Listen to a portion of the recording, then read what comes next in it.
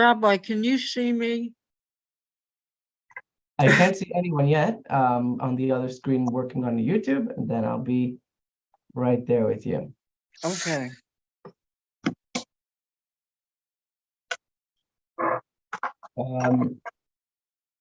Okay. Good morning, everyone. Good morning, Vela Esther. Good morning. Joe and Susie. Good morning, Good Rachel. morning. Good morning. Sarah, Esther. Good And morning. Good morning, Julie. Good morning. Let's Good jump morning. right in. Good morning. Thank you. Let's start with just a brief recap of where we were last week. We learned the Mishnah. And in the Mishnah, we learned three opinions of when is the latest time to say Shema. So in the nighttime, we have to say Shema in the night, we have to say Shema in the morning. And then the time to start saying Shema was when the priests, the Kohens, start eating their teruma, their priestly, the parts of the sacrifice that were eaten by the priests. And the last time, the final time to say Shema at night, and after that you missed it, we had three opinions. One opinion was the first third of the night. The second opinion was midnight. The third opinion was Rabban Gamliel. He said you could go all the way until the morning. And he proved that the rabbis who said midnight really agree that you can go all the way until the morning. That was the Mishnah.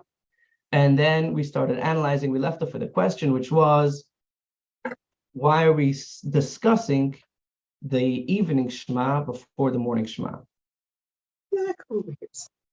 That clear to everyone? Yeah. We all on the same page? Yep. Perfect. Susie asked a question last week that I want to finish, that I want to discuss today. Where did the term rabbi come from? And the short answer is that people started being called rabbi during the Talmudic era.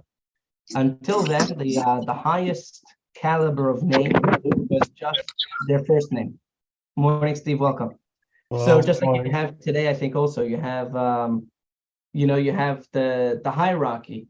The top doctors, the top neurosurgeons go just by their name, not necessarily by Dr. So-and-so. The top of the top go just by their name. So that's why, at least that's the way it is in the Torah as well. It says, Gadol merabban shemoy. Greater than being called a rabbi is being called just by your name. So that was a reverence saved just for the greatest of the great. Then as time went on and people didn't feel themselves as great as their ancestors and the generations before them, they began titling themselves as rabbi. Does that answer your question, Susie? Well, remember, Rabbi, I asked you why they were called priests in the beginning. That confused me. Oh, got it. Okay, so if the question was Yeah. rabbi versus priest, is that it's two different positions. One is service in the temple. The other is a community leader or a teacher. Yeah, but when I saw the word priest, we don't use that anymore. The Catholics use that as their leader. So for Same. leader, we never used that as a term for leader. So that's why it confused me when I kept on hearing that in early days the leaders were called priests.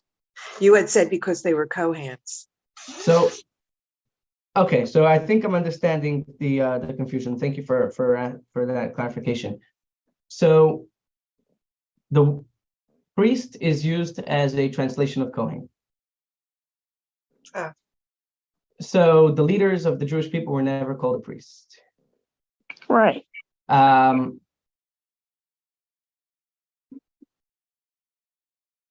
Yeah.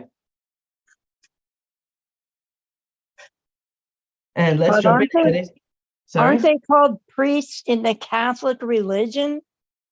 Yes. Yeah, so that was where the question came from. The Catholics call their leaders priests. So Right. by us, a priest is not a religious leader. Rather, the priest is a Kohen. Any Kohen is called a priest. Okay.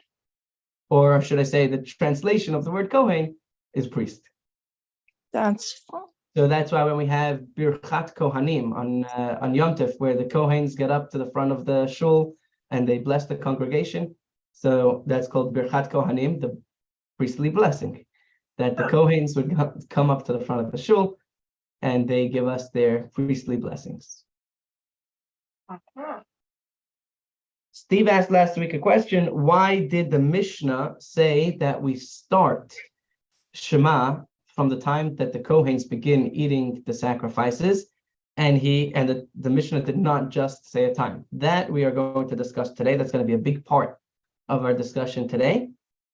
And the two things that we're going to learn are, number one, the Mishnah specifically did not use a time because it wanted to teach us something about the Kohens eating their sacrifices, or the parts of the sacrifices that were eaten by the priests. And another big question we're going to have is, or discussion, is the Kohens, when they start eating their sacrifices, is that sunset or sundown?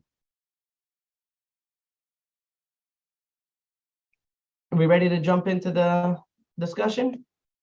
Yes. Sure. Yeah, the rabbi, the Kohens, how did they come about? I mean, who are they? I mean, historically, the Kohens, how did you become a Kohen? So the short answer, it's a good question. The short answer No is pause. that Moses was the leader of the Jewish people through the desert, and he had a brother whose name was Aaron, or Aharon in Hebrew. Aaron was given the position of high priest by God, and all of his descendants become Kohens. So anyone who is a child of Aaron or a grandchild, whatever, it goes by the male lineage. So anyone who is son after son from Aaron is automatically a Kohen, and you cannot become a Kohen. In fact, let's just one more joke before we jump in. There's a guy and he comes to the rabbi and he says, "Rabbi, I want to become a Kohen." And the rabbi says, "I'm sorry, you can't just become a Kohen." And he says, "Okay, I'll give you $50,000 if you'll make me a Kohen." He says, I could definitely use the donation, but I'm sorry, I can't make you a Kohen. He said, $100,000. I'm sorry, I can't make you a Kohen. He said, "I'll give you $200,000 if you can make me a Kohen." The rabbi says, "1 second. Why do you want so much to become a Kohen?" He says, "Well, my father was a Kohen, my grandfather was a Kohen. I want to be a Kohen too." Julie, Okay. our people were Kaplans and Kramers, so we come from Kohens. Okay. Yeah, there are certain last names that are known specifically to have been Cohen's. Katzes, Cohens, Kaplans very often. Yes. Well, Rabbi, people that are named Cohen, they're not necessarily Kohens, right? Correct. They're also not necessarily Jewish. Right, today. Very much. Yeah. Another thing is from Aaron. You said it was from Aaron. How did they come up with the term Kohen from Aaron? You know, how did the name Kohen come up? So that is a good question. I think we touched on it last week as well. That the word Kohen was in circulation already at the time, and Kohen meant someone who dedicated their life to service of God. Oh, okay. Okay, let's share I screen. learned something this week, Go ahead. which has nothing to do with Kohens, but it was interesting to me. You know, Judaism runs through your mother. If your mother's Jewish, you're Jewish. But if you're Sephardic or Ashkenazi, it goes through your husband, the father. So if an Ashkenazi woman marries a Sephardic man, she becomes Sephardic. What? And it's also interesting that the tribes, so right, we have the 12 tribes. So tribal matters go by the father as well. It's also interesting when we have a Misha Beirach, right? The Misha Beirach, we use whose name? The father or the mother? Use the mother's name, right? Yeah. The person, ben or bat, son or daughter of the mother. And in almost everything, we use the mother's name. But for a yard site, when we're saying Kaddish, we use the father's name, the person, son or daughter of the father. So I heard recently an interesting thing. He said, why do we use the mother for everything, for mishaberach, etc.? He says, well, we're making a mishaberach, right? Someone's sick and we need them to get better. So we want to make sure we have the right address, and we for sure know who the mother is. Thank you very much. So why don't we use the mother for everything? Why sometimes we use the father, like for a Kaddish, we use the father? But we want to give the father some respect as well. Judaism goes by the mother because we know who the mother is. Okay. Let's share screen and get into the answers to some of our questions. Good morning, Leib Moshe. Thank you for joining. We are going to jump right in share. And here we are. Almost here. Okay. Does everyone see my screen? Yes. Perfect. How do we move that? There we go. Okay. So we had 2 questions. Let's just go a little bit up and recap. Okay.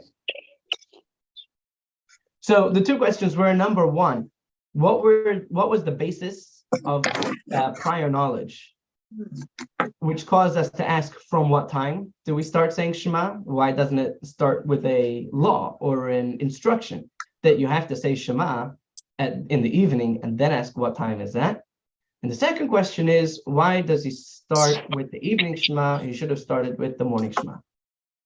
And that question actually is like a red tie, blue tie question. One of the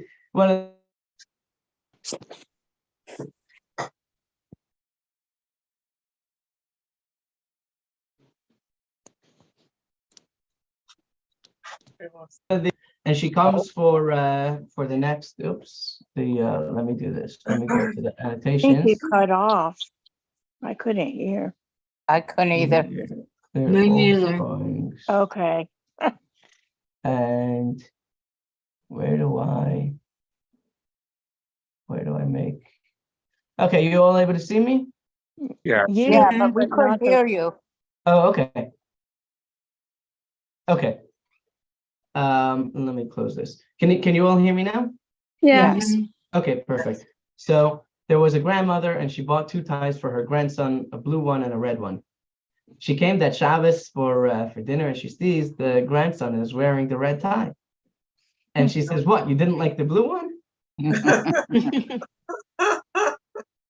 So if the Mishnah would have started with the morning Shema, then we would have asked, why didn't it start with the evening Shema? So, okay. So the Gemara offers a single response to both of these questions. The Tana, who is the author of the Mishnah, bases himself on the verse, as it is written, and this we spoke about 2 weeks ago, you will talk of them when you sit in your home and when you walk along the way, when you lie down and when you rise up. By teaching the laws of the evening Shema first, the Tana has established that the teachings of the oral Torah correspond to that which is taught in the written Torah. And based on the written Torah, the Tana teaches the oral law. So we're going based on what was said in the Torah already. What did the Torah say? The Torah said you have to say Shema in the evening and in the morning. So when he's talking about the laws of Shema, he goes in the order that was said in the Torah. When is the time for the recitation of this Shema that you say when you're lying down, which was commanded in the Torah? The time is when the priests enter to partake of their terumah. Just as the written Torah begins with the evening Shema, so too must the oral Torah. Okay, so that's answer number 1. Answer number 1 is that look at the Torah. The Torah says when you lay down and when you rise up. And I think someone offered this explanation last week. That's what the Torah said. The Torah said when you lie down and when you rise up. So let's discuss first things first. Yes. I have a question with that. Do we take that literally? Do you say it when you lie down or when you're about to lie down? That's a good question. We're going to get to that later. I'm going to give you a spoiler. The spoiler is that when you lay down is a reference to the time when people go to sleep. Okay. Right, except for Jen. Yes. Thank you. But we're going to get to that discussion a few times. It may take us a few months to get there, but we will discuss that. Okay. This is an ongoing class, right? Yeah, as far as I'm concerned, Bezrat Hashem, maybe we'll even at some point make it daily if we want to go faster. But for now, it's once a week. Thank God. Okay. Ve'i It's bois ongoing. ema. There is another answer, which was given by the students who were studying in the Talmudic academies. However, there is another possible explanation for why the Mishnah opens with the evening Shema rather than the morning Shema. And this answer was also offered last week. If you wish, you could say instead that the Tana derives the precedence of the evening Shema from the order of the creation of the world, as it is written in the story of creation, and there was evening and there was morning one day. So according to this verse, the day begins with the evening and not the morning. So for both of these reasons, it's appropriate to open the discussion of the laws of the recitation of Shema with the evening Shema. So answer number one is, the Torah says when you lay down and when you rise. We're going to follow that order. Answer number two is, the Jewish day starts in the nighttime. So starting with the morning Shema would be starting in the middle of the day. So is that why all the holidays start the evening before? Exactly. Exactly right. Ah, Yeah. We go by the lunar calendar and not the solar calendar. Right. Figures. So it's actually interesting that you brought that up. We actually go by a mixture of the lunar calendar and the solar calendar.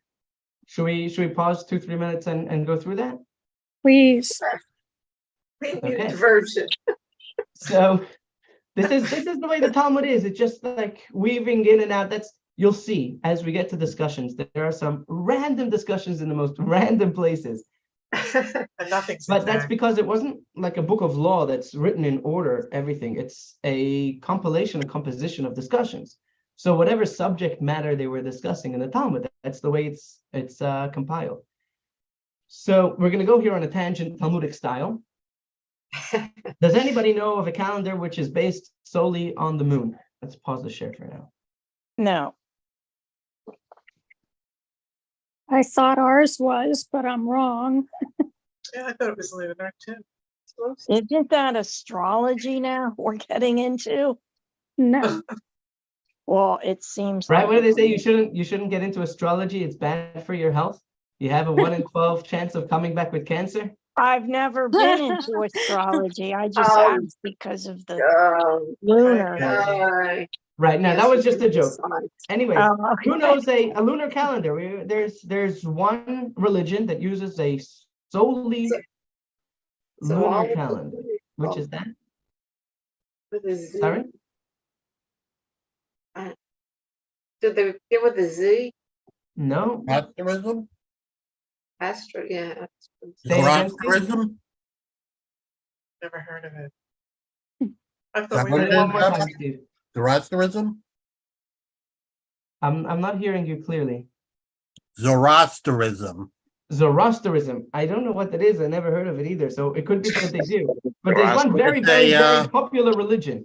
It's actually a monotheistic religion Hinduism. of Turkey that's almost as old as Judaism.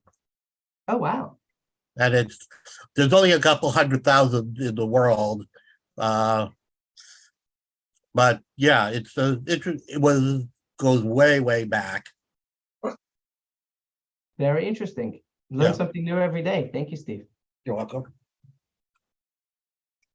So they are our closest relatives, The Muslims. the Muslims. The Muslims follow a solely lunar calendar. What is the big Muslim festival that we all have heard of? It's a 1 month long. Ramadan. Ramadan. Ramadan. What is Ramadan. Ramadan. Very good. Ramadan. When is Ramadan? In the Usually spring. around Passover.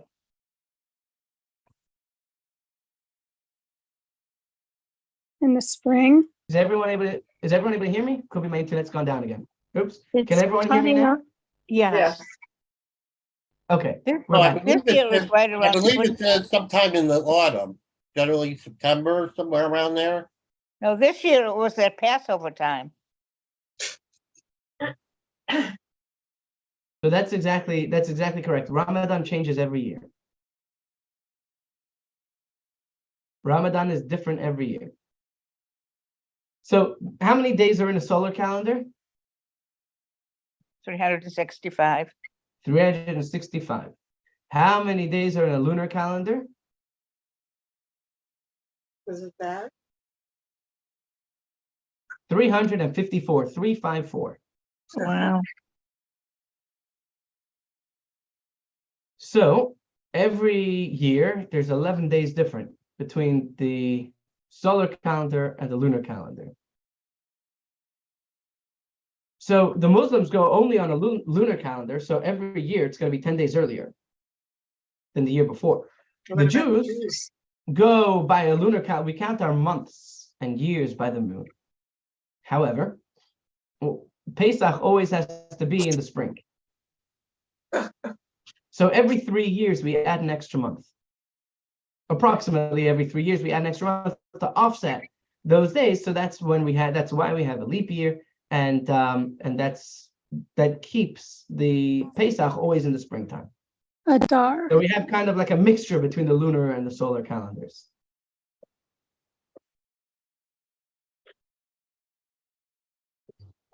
Okay, let's jump back into our discussion. Everyone sees the screen again.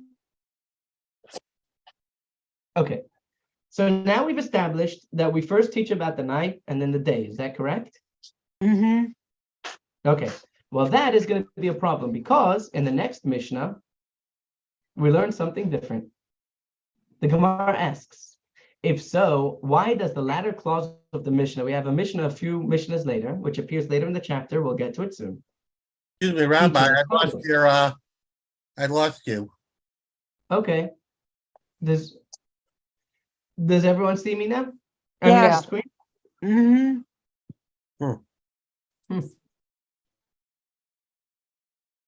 Stevie, you want to tap the, I can hear you, but I don't see anything. oops. I can see you. Really? Okay. Yeah. So while you're working Go ahead. on that, you can listen, and then once you get the screen back, you'll be able to read along as well. Okay. So in a few Mishnahs later, when we're discussing about how many blessings we make while we're saying Shema, in other words, the order of Shema is not just saying the paragraph, the Mishnah is going to introduce more of the prayers that we say before and after Shema. And it teaches, in the morning, one recites 2 blessings before Shema and 1 blessing afterwards. And in the evening, one recites 2 blessings before Shema and 2 blessings afterwards. What's the question that the Gemara is going to ask here?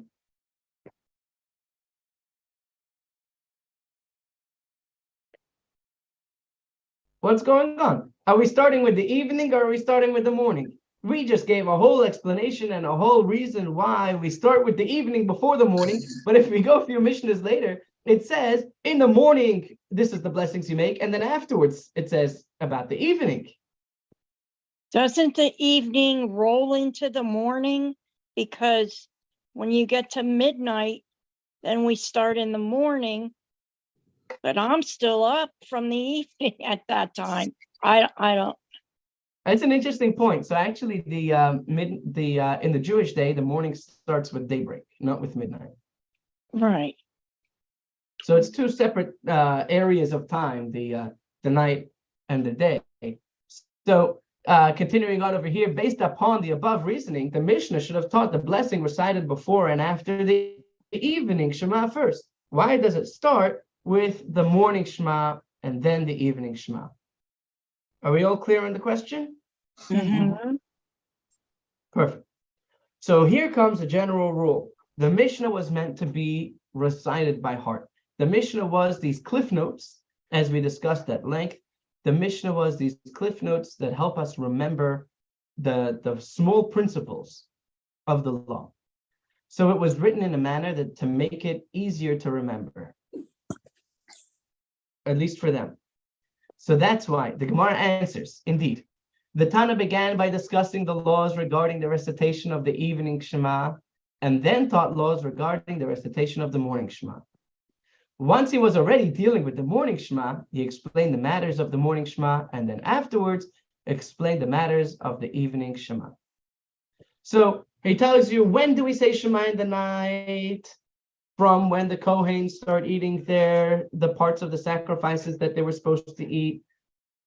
And then you can go until either midnight or daybreak or the first third of the night. In the morning, the right time to say Shema, we're going to learn. And now that we're talking about the morning Shema, these are the blessings you make before, these are the blessings you make after. And back to the evening Shema, these are the blessings you make before, and these are the blessings you make after. Can you go from sunrise to sunset instead of morning and night? Isn't that easier? Like when It's a good question, and it's I think a more general question than what we're dealing with right here. Are we ready to start the next discussion? Is this clear? Why we started first with the evening, then the morning, and then we discussed the morning, and then we discussed the evening. Okay. Now we're going to move on to the next part of the Mishnah, which is going to be the main discussion that we're going to finish with today. Hopefully we'll get through all of it. We have another 18 minutes. Okay. The Gemara proceeds to clarify the rest of the Mishnah. The master said in the Mishnah that the beginning of the period when one recites Shema in the evening is when the priests enter to partake of their teruma, when the Kohanes start eating their parts of the sacrifice. However, this does not specify a definitive time. And this was one of the questions that was asked last week. Why does it, when do the priests enter to partake of their teruma? When is that? That's from the time of the emergence of the stars. When the stars come out, sun is set, the stars are out, and night has fallen. If that's the case, then let the Tana teach that the time for a recitation of the evening Shema is from the time of the emergence of the stars. Why did the Tana teach us that when do you say the evening Shema? From when the Kohanes eat their teruma. And we have to already know that the Kohanes eat their teruma only at nightfall. Why didn't the Tana just teach us that the time that you start saying Shema is when the stars come out, when it's nightfall? Kohanes are. Why did the Tana say an action, right? Why did the Tana say we start saying Shema from when the Kohanes start eating teruma? Why, if there is a specific time that's designated for the beginning of Shema and for the Kohanes to start eating teruma, why didn't the Mishnah just say that time? When the stars come out, that's when you start saying Shema. That's easy. That's an easy question. Right? If it's a cloudy It would night, have been what if sorry? it's a cloudy night and you can't see the stars? That's why I said sunset to sundown. Oh, that's a good question. What if it's a cloudy night and you can't see the stars? Well, if it's a cloudy night and you can't see the stars, then when are the Kohanes going to eat their sacrifice? If the Kohanes can only start eating their sacrifice from when the stars are out, and it's a cloudy night, so we don't know if the stars are out or not, when are the Kohanes Well, going to it's start eating? sundown. You can sundown. You don't see the stars at sundown. Usually. So it's a good question, and I think the halachic times are when you see three medium-sized stars. So the sky is not completely black, but sundown is when the emergence of the stars. What Seisach Echavim is called nightfall. Nightfall in Judaism is when you can see three medium stars, not the small stars that you can barely see even in the black of night, not the big stars that you can even see sometimes a little bit during the day, but the medium stars that you can see once the sun goes down. So the question is, if there is a time associated with nightfall, which is nightfall, why did the Mishnah not just say nightfall? So the simple answer is because if we could go crooked, why would we go straight?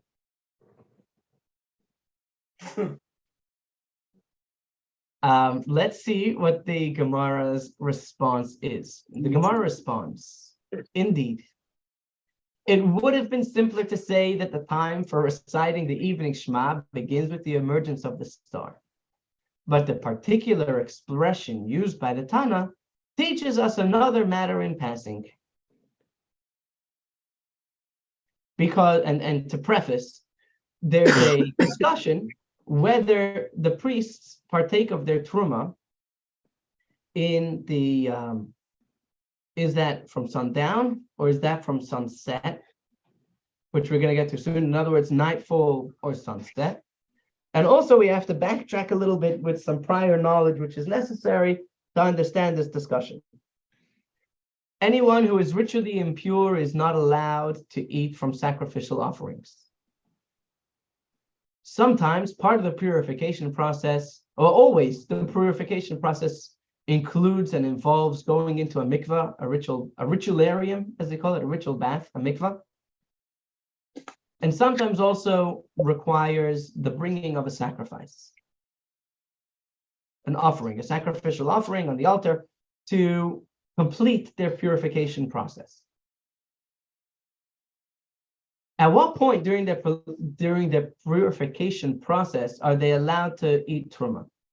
So right after they come out of the mikvah, they are considered someone who has toivel, he has already gone to mikvah, or she has already gone to mikvah, but is still waiting for the day to finish.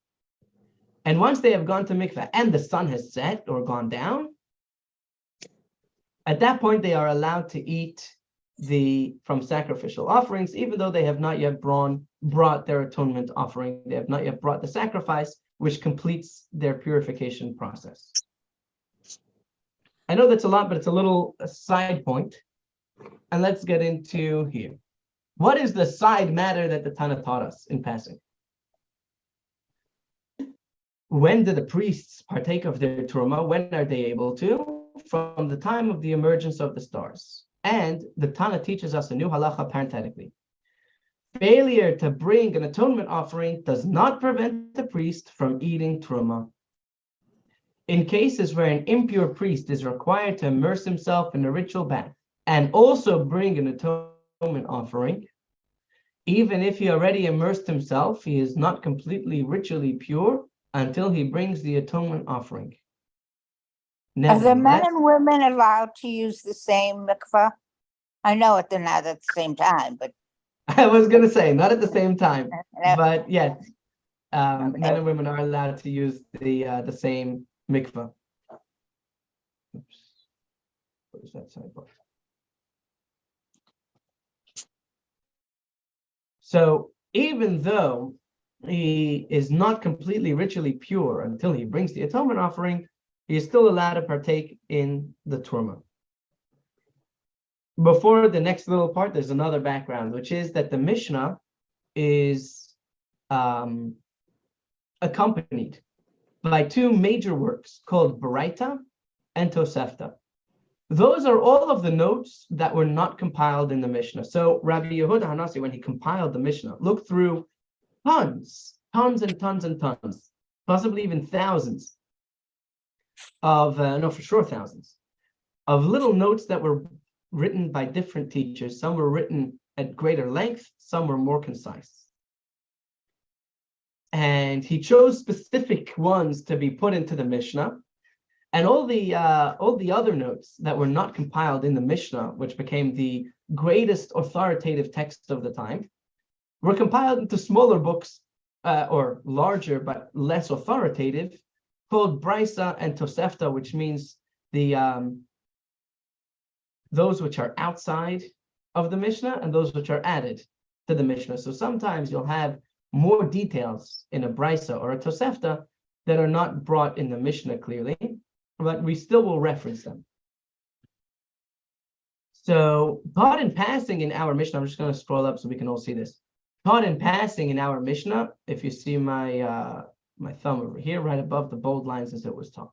So this is articulated fully in a Brisa based on a close reading of the biblical passages, as it was taught in a Brisa with regards to the laws of ritual impurity. It is said, one who touches it remains impure until the evening. If someone touches a matter which will make them impure, the person remains impure until the evening. He should not eat of the consecrated items, and he must wash his flesh with water, meaning he has to dip in a mikvah. And the sun sets, and it is purified. Afterwards, he may eat from the truma, for it is his bread. The words we're going to focus on here are the sun sets and it is purified. What does that mean? The sun sets and it is purified. Any ideas?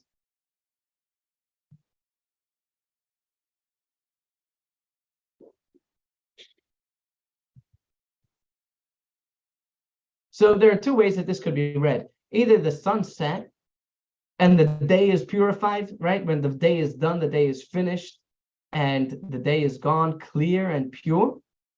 Or it could mean that when the sun sets, he becomes purified. It is referring to the Kohen himself.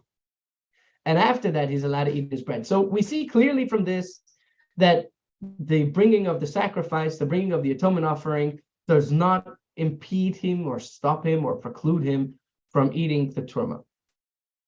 So from the passage, and the sun sets and it is purified, that the absence of the setting sun prevents him from partaking of truma, but failure to bring the atonement offering does not prevent him from partaking in truma. Rabbi? Yes. What exactly is meant by truma, whatever? Thank you for asking. Thank you for asking. Teruma are some of the sacrificial offerings that were only allowed to be eaten by the priests. So the sometimes it would be from a certain priestly gifts were coming from sacrifices, and some of them were coming from the agriculture. So teruma specifically refers to the first part of a person's crops. They need to bring to the Kohen, as well as the first part of a person's bread, either the dough or once it was made into bread, they had to bring to the Kohen, and this was considered holy, and the Kohen was only allowed to eat it if he was ritually pure.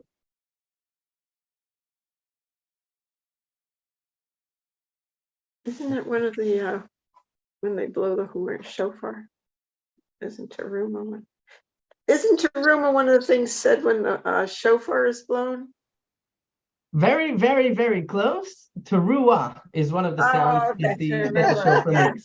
Yes, the teruah is made by the shofar. The teruma is food, either produce or bread, that are eaten by the Kohen, and they're considered holy food. So now we see clearly, and we know, and it's clear. And this is what the Mishnah was trying to teach us. The Mishnah was trying to teach us that the Kohen is allowed to partake from the Teruma, even if he didn't yet bring his sacrifice, so his atonement is not completely completed. And here comes the sacrifice.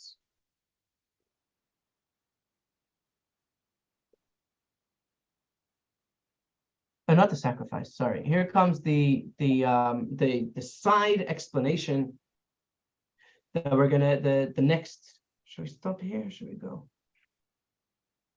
Let's see if we can finish the rest of this discussion. All right. You guys sacrifice cow. Okay. The Gemara discusses the proof offered in the Brisa. So now that we brought a Brisa, let's discuss the Brisa. In other words, the purpose of bringing the Brisa was to teach us clearly what we learned in reference from the Mishnah. What we learned in passing from the Mishnah is that a Kohen is allowed to eat from Truma even if he didn't yet bring the sacrificial offering to finish his atonement. Sorry, King. What if the Lamb of God was already sacrificed? And the Brisa said that very clearly and spelled it out for us. Now that we already brought a Brisa, we're going to discuss the Brisa. The Gemara discusses the proof offered in the Brisa. From where do we know that the phrase "and the sun sets" refers to the complete setting of the sun, and therefore it is purified, refers to the fact that the day is pure, i.e., the sun sets and it is purified, is one phrase, meaning the sun will set, the air will clear, and the stars will emerge. And now, a big mazel tov, we have finished one side of a page of Gemara. Give yourselves a tap on the back. Page 2B. Perhaps the expression "and the sun sets and it is purified" refers to the beginning of sunset, the setting of the sun's light. And according to that explanation, what does the expression "it is purified" mean? Means that the person will become purified after immersing. He will wait until the beginning of sunset, and only then will he be able to eat of his truma because he has become pure. So the Brisa said that the sun sets and he becomes pure refers to nightfall. And now we're asking, where do you see that? Maybe it means, how do you know that the verse means the sun sets and the day is finished? Maybe it means the sun sets and the person is pure. As soon as the sunset begins, as soon as the sun begins dipping below the horizon. So Rabbi Bar Shela answered this question, and Rabbi Bar Shela said, if so, that it is purified means the priest goes and purifies himself. Let the verse say unambiguously, and he will become purified. Since the Torah does not employ that language, the conclusion is, what is the meaning of the expression? And it is purified, it means the day is pure. No residue of day remains, as people said back then, colloquially, the sun has set and the day is purified. So Rabbi Rav Shela answers a simple answer, that if the Torah meant that the Kohen becomes pure, the Torah should have said, the sun sets and he is purified. Why does the Torah say the sun set and it is purified? It means the sun set and the day is pure. The day is gone and now everything is clear. The night has come. So that was the discussion in one yeshiva. There was another yeshiva in a different place. This discussion happened in Babylon, Iraq. And there was another discussion. Another student asked the same question in a different yeshiva in Israel, in Eretz Yisrael. In the west, which is west of Iraq, in Eretz Yisrael, they did not hear this explanation that was given by Rabbi Bar Rav Shela. And they asked the same question. They raised the dilemma. Does the expression "and the sun sets" refer to the actual setting of the sun, and does "it is purified" mean the day clears away? Or perhaps it refers to the setting of its light at sunset, in which case, what is the meaning of this? "It is purified" refers to the purification of the person. In other words, in Eretz Yisrael, they attempted to clarify the halacha based on the biblical passage, but they were unable to do so because you could technically read this verse either way. The Hadar Pashtula mi Braisa, ultimately, they resolved this dilemma from a Braisa. It was taught in a Braisa that the time for recitation of the evening Shema corresponds to the time when priests are permitted to eat of their truma, a sign for which is the emergence of the stars. So here we have a Braisa that says that the time for reciting the evening Shema is the same time that the priests are allowed to eat their truma. And this Braisa does give a time, a sign for which is the emergence of the stars. So there's one Braisa that we found that gives a time for everything, which is nightfall, the emergence of the stars. Therefore, derive from here that the sunsets refers to complete sunset, and the expression "and it is purified" means the day clears away, the same conclusion as the sages in Babylonia. That is the end of our discussion for today. So, what have we learned today from the Gemara? It's been a little bit of a ride today. And what our conclusions from today are. We discussed why do we start with the evening Shema before the morning Shema, and that is two answers. Answer number one, the Torah says first when you lie down and then when you rise up. Answer number two, the Jewish day starts in the night. The night before is the beginning of the Jewish day. And then we discussed our Mishnah. Why did our Mishnah bring this whole thing about the Kohanes eating truma? Why didn't it just say nightfall? And the answer is we're learning something from here, which is that regarding the actual Kohanes eating truma, there are two laws which are not so clear, which we brought clarity to by conjoining, is that the word? By bringing the two laws together.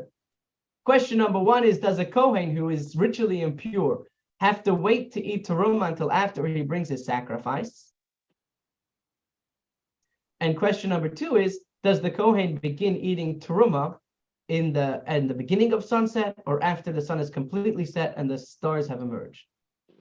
And so by bringing the Shema and the Kohens together in the same law, we've learned that the Kohen is allowed to eat from his teruma, even if he has not yet brought his sacrifice. And the other law we learned is that the Kohen is only allowed to start eating teruma from when the stars have emerged. Not the beginning of sunset, but the end of sunset, once the sun has completely gone down.